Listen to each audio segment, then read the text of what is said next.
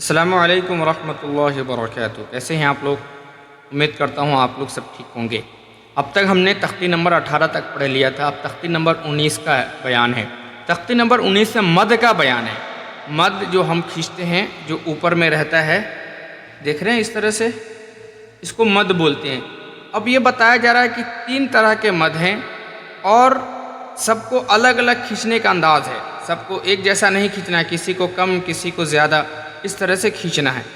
تو کیا بتایا جا رہا ہے؟ پہلا تو حروف مدہ کے بعد حمزہ اسی کلمہ میں ہو تو مد متصل مد واجب بمعنی اہم ہوگا، یعنی کہ حمزہ اسی کلمہ اسی ورڈ سے مل رہا ہو حمزہ تو کیا ہوگا؟ مد متصل ہوگا۔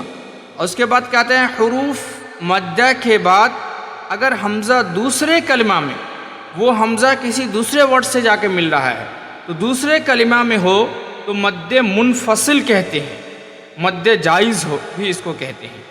تیسرا کیا ہے؟ حروف مدہ کے بعد والے حرف پر اگر جزم یا تشدید ہو، حروف مدہ ہے، آپ کو ابھی بھی میں یاد دلا دوں حروف مدہ آپ لوگ کنفیوز ہو رہے ہوں گے کہ حروف مدہ میں نے پڑھایا تھا، حروف مدہ 3 ہیں، الف یا واو، ان کو تھوڑا کھینچ کر پڑھیں گے، یاد آ گیا ہوگا۔ حروف مدہ 3 ہیں، الف یا واو، ان کو تھوڑا کھینچ کر پڑھیں گے۔ تو کیسے کھینچ کے پڑھیں گے؟ جیسے تختی نمبر 5، آپ اس کو ریپیٹ کر سکتے ہیں، تختی نمبر 4 میں ہے یہ حروف مدہ۔ تختی نمبر 4 میں کیا ہے؟ حروف مدہ 3 ہیں، الف یا واو، ان کو کیسے کھینچیں؟ الف سے پہلے زبر ہوگا تو الف کھینچ کے پڑھا جائے گا۔ جیسے دیکھیے دال سے پہلے الف ہے، الف سے پہلے زبر ہے تو دال الف زبر دا، الف سے پہلے خا پر زبر ہے تو خا الف زبر خا۔ اسی طرح جس پہ اٹھا لیں، یا سے پہلے دیکھیں یا کے بعد الف ہے اور الف سے پہلے زبر ہے تو یا الف زبر یا۔ اسی طرح سے دوسرا حرف ہے یا، جس پر جزم ہو، جس سے پہلے زیر ہو تو کیا کریں گے؟ اس کو بھی تھوڑا کھینچ کر پڑھیں گے۔ تو اب کیسے کریں گے؟ جیسے یا ساکین ہے اور یا ساکین سے پہلے زیر ہے نا، دیکھیے سا ہے، سا یا زیر سی، تو یا ساکین ہو گیا، یا پر جزم ہے، جس حرف پر جزم اس کو ساکین کہتے ہیں، تو یا ساکینہ سے پہلے زیر ہے، سا پہ زیر ہے، اس کو کھینچ کے پڑھیں گے، سا یا زیر سی، شین یا زیر شی، قاف یا زیر قی، لام یا زیر لی، ہا یا زیر ہی۔ میں چونکہ اس کو پھر سے ریوائز کر دیا ہوں تاکہ آپ کے ذہن میں نشین رہے، ذہن میں یہ بات پھر سے آ جائے تاکہ آپ مد میں یہ بھولے نہ۔ پھر کیا ہے؟ واو، جس پر جزم ہو، جس سے پہلے پیش ہو۔ واو پر شرط پہلے کیا ہے کہ جزم ہونا چاہیے، اور پھر جزم کے ساتھ ساتھ شرط یہ ہے کہ اس سے پہلے زبر ہو، تبھی واو کو کھینچ کے پڑھیں گے۔ تو دیکھیں سا واو پیش سو، شین واو پیش شو، صاد واو پیش سو، کاف واو پیش کو، حمزہ واو پیش او، لام واو پیش لو۔ اب یہاں دیکھیں کہیں کہیں آپ کو دیکھیں قاف الف زبر قا بھی آ گیا، رو بھی آ گیا، اور آپ کو یا بھی انشاءاللہ کہیں مل جائے گا۔ یوحی، یا واو، یا بھی کھینچنا ہے، واو کو بھی کھینچنا ہے، یا کو بھی کھینچنا ہے۔ کیوں؟ واو پر جزم ہے، اس سے پہلے پیش ہے، یا پر جزم ہے اور یا سے پہلے زیر ہے، تو یوحی۔ چلیے اب ہم چلتے ہیں اپنے آج کے سبق کی طرف، جو ہمارا مد کا بیان چل رہا ہے۔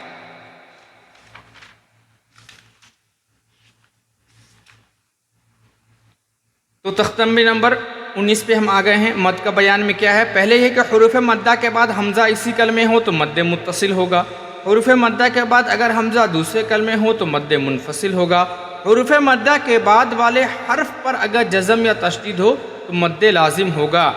اور اس سب کو کیا کرتے ہیں؟ ایک الف سے زائد کھینچ کر پڑھنے کو مد کہتے ہیں، ایک الف سے زائد کے کھینچ کر پڑھنے کو مد کہتے ہیں۔ جیسے با الف زبر با، یہ ایک الف ہو گیا، اوپر مد ہے اس کے، تو با الف زبر با، یہ زیادہ کھینچ کے ہو گیا۔ چلیے ہم اس کو مشق میں سمجھتے ہیں۔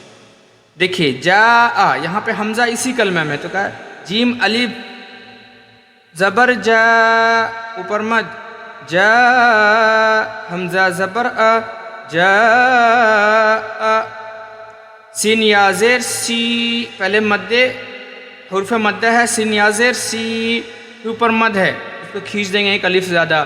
سی حمزہ تا زبر اچ سی اچ. سین واو پیش سو اوپر مد سو حمزہ پیش او سو او. اب یہ دیکھیں مد منفصل کے بارے میں کیا آتا ہے کہ حمزہ حروف مدہ کے بعد حمزہ دوسرے کلمے میں. دیکھو فی میں حمزہ نہیں مل رہا بلکہ حمزہ یہاں دوسرے میں مل گیا. ام کے ساتھ حمزہ مل گیا. اسے لا ایک الگ ورڈ ہو گیا اور یہ الا یہ اس سے جا کے حمزہ مل گیا تو یہ دونوں الگ الگ ہو گئے. جیسے انا یہ الگ ہو گیا انزلنا یہ الگ ہو گیا تو یہ اس سے مل گیا تو یہ مد منفصل ہے. فا یا زر فی اوپر مد فی حمزہ را میم زبر ام فی ام را زر ری فی امری نون الف زبر نا فی امرینا.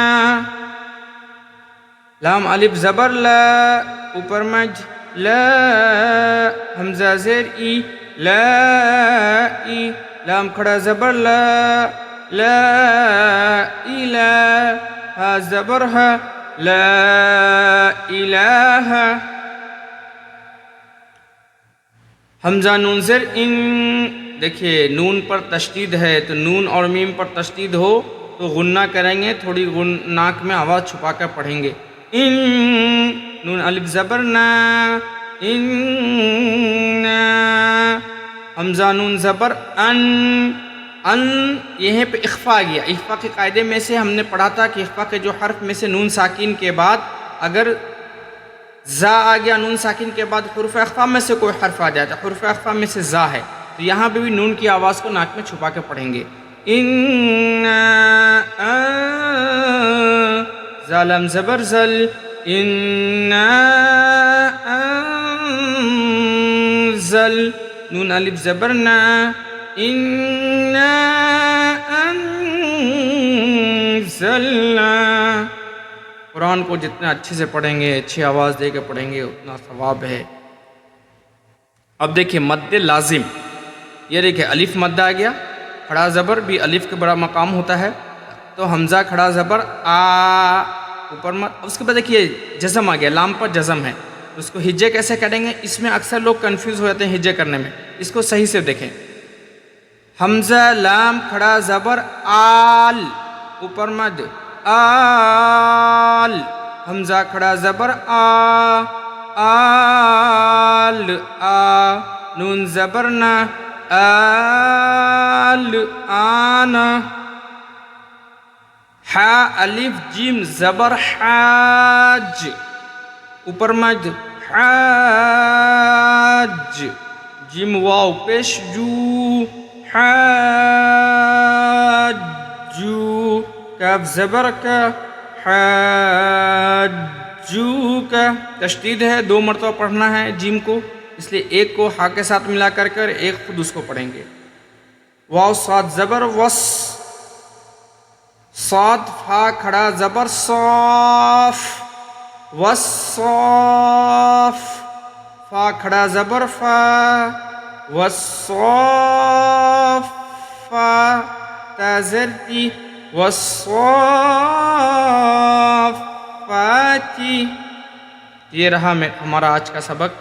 امید کرتا ہوں آپ لوگ اچھے سے مشق کریں گے اور خوب دعائیں بھی کریں گے اور اپنے احباب سے بھی کہیں گے جو قرآن کو صحیح کرانا چاہتے ہیں جنہوں نے پہلے ایسے ہی قرآن پڑھ لیا گھر میں مگر قرآن کی صحیح ادائیگی نہیں حرف کی صحیح ادائیگی نہیں کون کہاں پہ کیسا پڑھنا چاہیے کہاں پہ کیسے رکنا چاہیے سب کو آپ بتائیں. ہمارے چینل سے جڑیں اور دعا میں یاد رکھیں. پھر ملتے ہیں اگلے ویڈیو کے ساتھ. جب تک اللہ حافظ. السلام علیکم ورحمۃ اللہ.